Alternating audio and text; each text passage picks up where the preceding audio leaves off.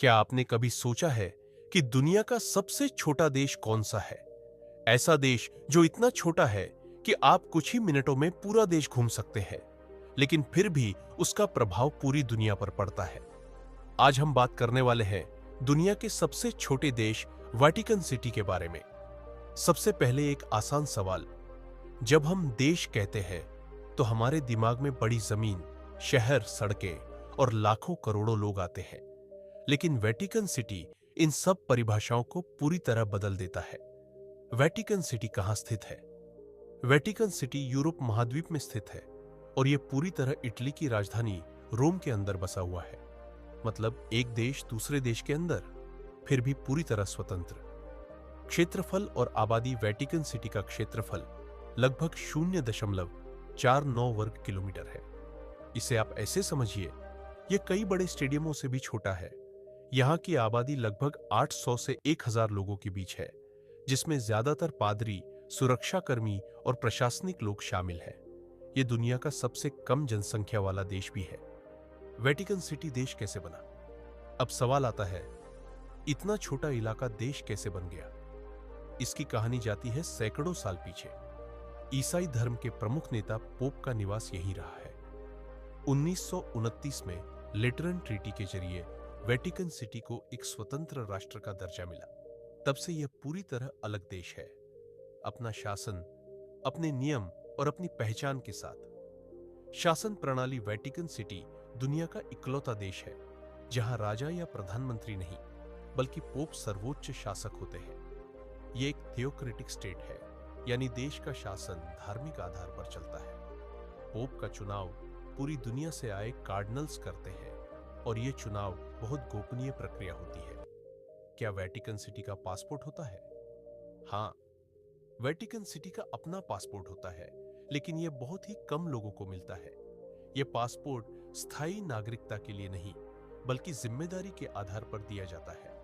जैसे ही कोई व्यक्ति अपनी सेवा समाप्त करता है, उसकी नागरिकता अपने आप खत्म हो जाती है। क्या यहां सेना है? वेटिकन सिटी की अपनी कोई पारंपरिक सेना नहीं है, लेकिन यहां मौजूद है दुनिया की सबसे पुरानी सुरक्षा इकाइयों में से एक, स्विस गार्ड। ये गार्ड्स अपने रंगीन यूनिफॉर्म और पारंपरिक हथियारों के लिए दुनिया भर में मशहूर है। इनका मुख्य काम पोप की सुरक्षा करना है। धार्मिक महत्व, वेटिकन सिटी ईसाई धर्म का सबसे बड़ा केंद्र माना जाता है। यहां स्थित सेंट पीटर्स बासिलिका दुनिया के सबसे पवित्र चर्चों में से एक है। हर साल लाखों लोग यहां दर्शन के लिए आते हैं, चाहे वे किसी भी देश या धर्म से हो। कला और संस्कृति, इतना छोटा देश होने के बावजूद वेटिकन सिटी में दुनिया की सबसे कीमती कला और पेंटिंग्स मौजूद है। सिस्टीन चैपल की छत पर बनी पेंटिंग्स आज भी लोगों को हैरान कर देती है। यहां का संग्रहालय दुनिया के सबसे प्रसिद्ध संग्रहालयों में गिना जाता है। अर्थव्यवस्था कैसे चलती है? अब सवाल उठता है, इतना छोटा देश कमाता कैसे है? वेटिकन सिटी की आय के मुख्य स्रोत है पर्यटकों की टिकट, संग्रहालय दान, स्मारक वस्तुएं, डाक टिकट और सिक्के। यहाँ का बजट छोटा है, लेकिन व्यवस्था बेहद सटीक और संगठित। क्या वेटिकन सिटी की अपनी चीजें हैं? हाँ, वेटिकन सिटी की अपनी डाक सेवा, अपने डाक टिकट, अपने सिक्के, अपना झंडा, सब कुछ है जो एक देश में होना चाहिए। वेटिकन सिटी क्यों खास है?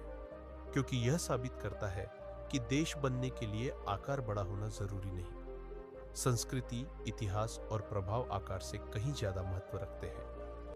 दुनिया पर प्रभाव इतना छोटा होने के बावजूद वेटिकन सिटी की बातें अक्सर अंतर्राष्ट्रीय राजनीति, मानवाधिकार और शांति जैसे मुद्दों पर सुनी जाती है। यह दुनिया का सबसे छोटा देश जरूर है, लेकिन उसकी आवाज कई बड़े देशों से ज्यादा दूर तक जाती है।